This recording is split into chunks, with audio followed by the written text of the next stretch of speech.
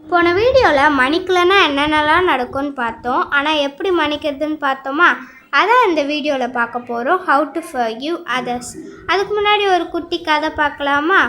ஒரு ஊரில் 2 ஒர்க்கர்ஸ் இருந்தாங்களாம்.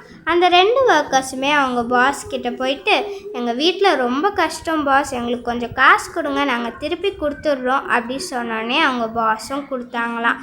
ஆனால் நாட்கள் ஆக ஆக அந்த 2 பேருமே வாங்கின காசை கொடுக்கவே இல்லையாம்.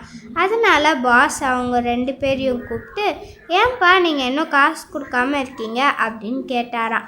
அதுக்கு அவங்க 2 பேரும் ரொம்பவே பயந்துக்கிட்டு, எங்களை மன்னிச்சிருங்க பாஸ், எங்களால் வாங்கின கடனை கொடுக்க முடியல, எங்களை வேலையை விட்டு தூக்கிடாதீங்க அப்படின்னு சொன்னோடனே அவங்க பாஸ், பரவாயில்ல நான் உங்களை மன்னிச்சிட்டேன், திரும்பி இந்த தப்பை செய்யாதீங்க சொன்னோடனே உங்களுக்கு ரொம்ப ஷாக் ஆகிடுச்சான். அதில் ஒரு வேலைக்காரன் ரொம்ப பணக்காரனாக ஆயிட்டானா. அந்த வேலைக்காரன்கிட்ட இன்னொருத்தன் வந்து காசு கேட்கும்போது அந்த வேலைக்காரனும் கொடுத்துருக்கானா. அதே போல் நாட்கள் ஆக ஆக காசு வாங்கினவன் கொடுக்கவே இல்லையா. அப்போது இவனும் போய் விசாரிக்க போயிருக்கானா.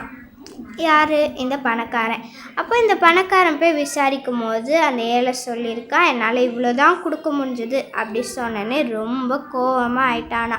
அப்போ தான் ஒரு நிமிஷம் வெயிட் பண்ணி இவன் யோசிச்சானா, நம்மளும் இப்படி இருக்கும்போது நம்ம பாஸ் நம்மளை மன்னிச்சாங்களே, அப்போ நம்மளுக்கும் இப்படி தானே பயம் இருந்திருக்கும் அப்படின்னு சொல்லிட்டு அவனையும் புரிஞ்சுக்கிட்டு அவன் மன்னிச்சானா.